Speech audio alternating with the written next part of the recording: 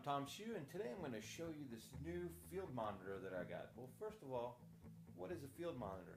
A field monitor is designed to go out in the field or to be used for recording video. Okay, so there's a lot of tools that the videographers have on quote-unquote video cameras. You know, things like focus peaking, different scopes and things. When I say a scope, it's like a histogram. They have wave scopes, they're called waveforms, and then they have vector scopes. There's just a lot of tools they have. One of the great features they have is something called focus peaking, where it takes red dots and it places red dots on the areas that are in focus, so that you don't have to,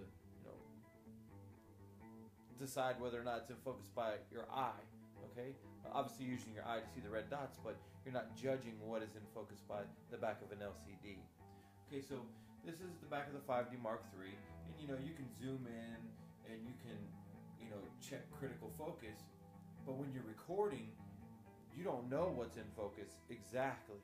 Okay, so this is where an LCD monitor comes in. Not only is it larger, it actually gives you a bunch of extra tools. So let me show you how this works. So we'll get out of this zoom mode here, and we'll plug in the HDMI cord. Now the HDMI cord doesn't come with your camera.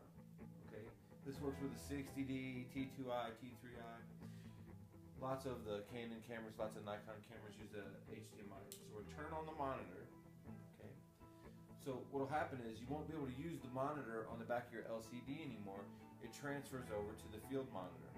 Okay, so right now we have what's called focus peaking, or they just call focus marks. And over here on the side, we have what are called waveforms. Okay, so the way a waveform works, I don't know if you can see it, but I'll give you a brief description, bring it at 100%, is that this is like a histogram, but instead of your darks being over here and your brights being over here, this is actually the frame. And the brights are up here and the darks are down here. So on the left side of the frame, we can see that our background is not evenly lit as compared to the right. Obviously, we can see that the bright side of the screen is, the right side of the screen is brighter than the left. Okay, so this could tell us that, hey, our lighting is not right, so we need to adjust our light. So if we do something like this, raise it up, even it out,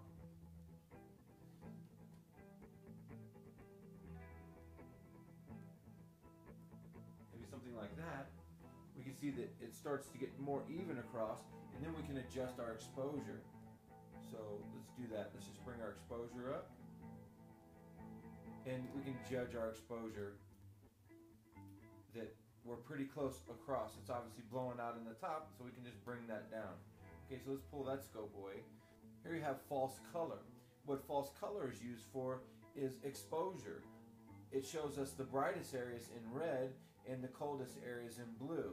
So purple is 0, which would be black, and 100% would be blown out, which is white.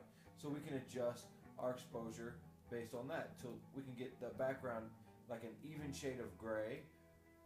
You see that most of it is the same color. Okay, so we can turn this off. So this is a tool that you don't have inside of a standard monitor.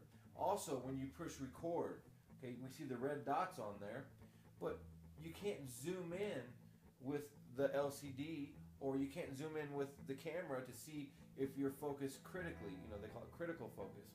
So we can come over here, we can press zoom, and it will go right into 100% level on the pixel. So I can adjust focus like in an interview and catch things that may not be in focus. Say if I want to move the focus to the back of the camera, to the 6-7 in the corner. I can also turn on focus peaking and watch what happens to these red dots. When I move them to the front of the camera, I can see that the letters are now in red. Or if I want to move it to the back of the camera, move it back, and now the back of the camera is in focus. So these are tools that you can use while you're recording. So it's an invaluable piece of gear, and I highly recommend that you invest in a field monitor. This happens to be from Bon. They're made in Korea. This is the Bon 5D. It has an HDMI input, and it's just a kick-ass monitor. Paid $190 for it at the NAB show. It's one of the benefits of going to some of these shows is you can get some deals. I want to thank you all for taking time to visit my blog today, and until next time, we'll see you soon.